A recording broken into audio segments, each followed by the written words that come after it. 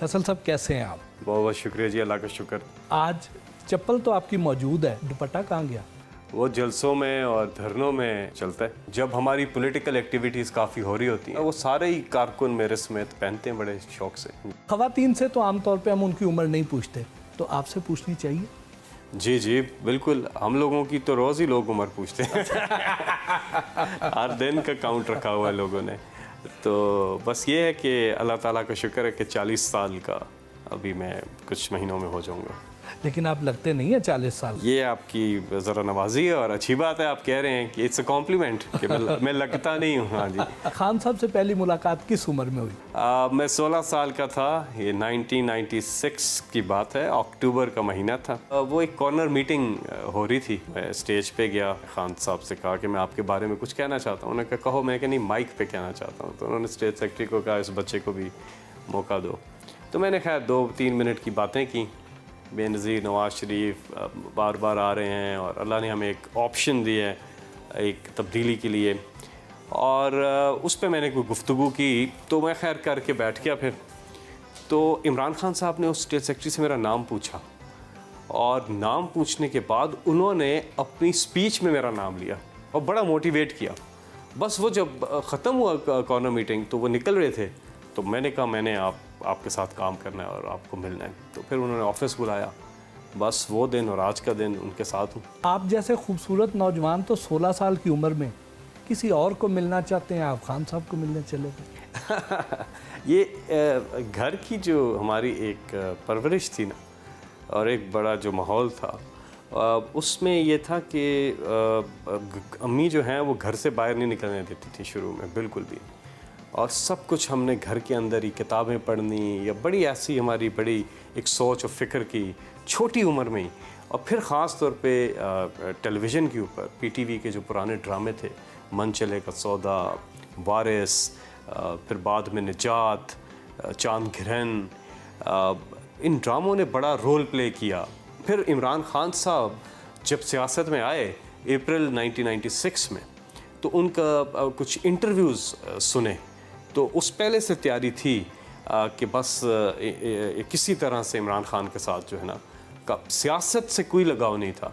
इसीलिए इमरान खान से लगाव था कि वो ट्रेडिशनल सियासतदान ही नहीं थे, तो हम जैसे बच्चों को वो बहुत ज़्यादा अपील करते थे।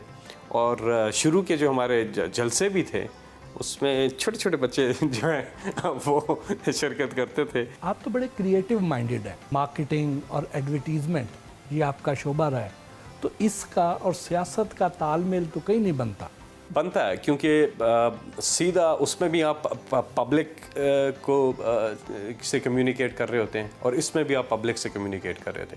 उसमें भी आपका नब्स पब्लिक की नब्स पे होता है, आपका ग्रिप होता है कि क्या सेंटिमेंट्स हैं। इसमें भी यही होता है।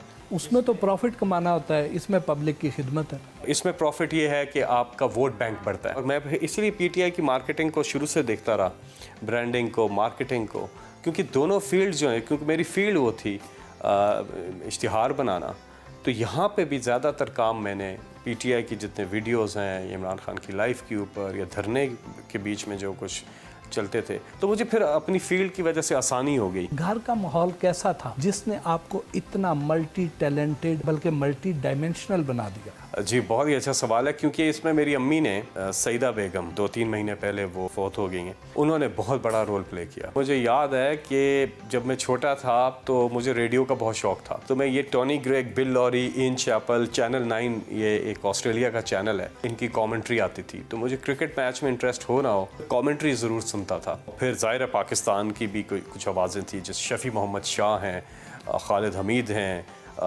तलत हुसैन हैं, तारिक अजीज़ हैं, नईम बुखारी हैं, होस्टिंग के लिए मोइन अख्तर साहब हैं। इनकी होस्टिंग और कंपेयरिंग को भी इंस्पिरेशन लिया मैंने। लेकिन रेडियो अम्मी ने मुझे 9 साल की उम्र में एक रेडियो सेट गिफ्ट किया, जिसमें एक साइड पे रिकॉर्डर होता था, एक साइड पे प्लेयर होता था, और उसके अंदर AM भी, मीडियम वेव भी था, SW शॉर्ट वेव भी था, और FM भी था।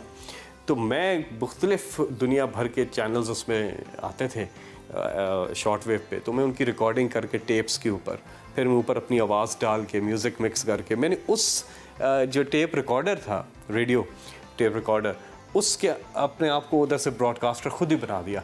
और फिर मैं रेडियो पाकिस्तान एक दिन चला गया और मैंने एक टेस्ट सा प्रोग्राम कर दिया। 9 साल तक लगातार मैंने वहाँ पे रेडियो पे प्रोग्राम्स किए, क्रिकेट कमेंट्री भी की।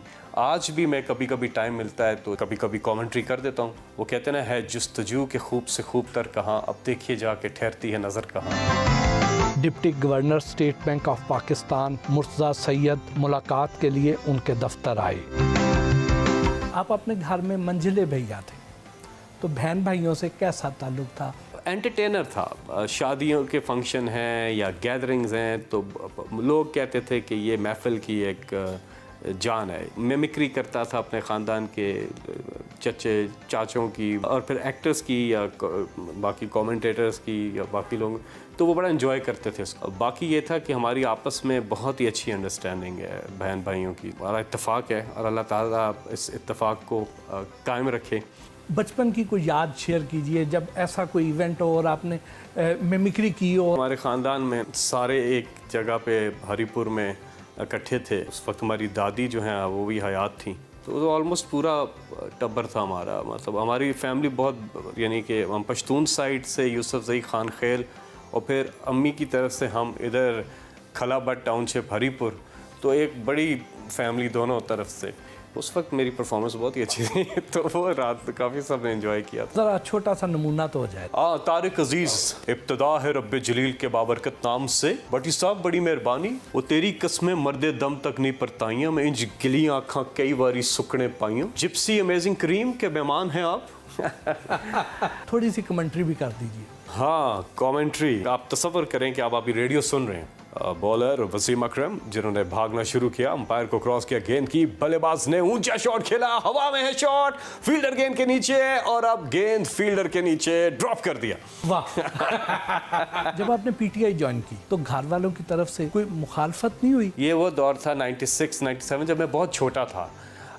तो उनको लगता था कि ये बड़े जो नून लीग और या मुस्लिम लीग और पीपल्स पार्टी है, इसमें जो सियासतदान हैं ये आपको कोई नुकसान ना दें क्योंकि आप छोटे हो। वो जब देखा पेरेंट्स ने तो उन्होंने कहा कि ठीक है, फिर मतलब इमरान खान जो हैं वो ख़ुद इतनी मेहनत कर रहे हैं और अपने बच्चों की तरह केयर करते हैं, और इमरान खान ने ही हमारी बहुत केयर भी की है।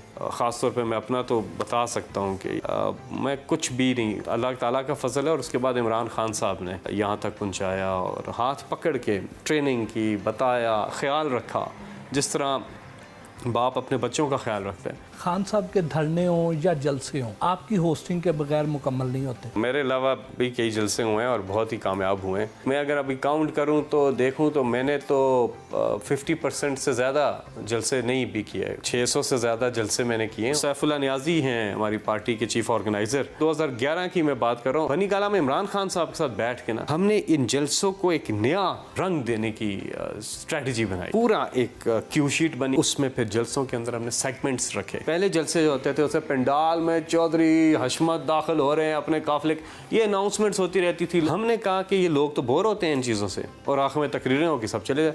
हमने इसमें तराने लेकर के आए, हम इस पे बैंड्स को लेके आए, स्ट्रिंग्स को, जज्बा हुब्बल वतनी बेदार करने वाले मिली नगमे वो पैकेज किए। फिर इमरान खान साहब की स्पीच के अंदर हमने वीडियो क्लिप्स जो हैं स्क्रीन बाद में, तो जिद्दत आती रही कुछ सेगमेंट्स से बीच में, जिस तरह धरने के अंदर नीचे से माइक लगाकर ऑडियंस में से सवाल जवाब, इंटरेक्शन करना, बाकी सिंगर्स को बुलाना, ये चीज़ें करनी। तो ये मैं हरकतें करता रहता था और वो पब्लिक को पसंद आती रहती थी। फिर नून लीग ने उसको कॉपी करने की कोशिश की, पीपल्स पार्टी ने उनको कॉपी करने की कोशिश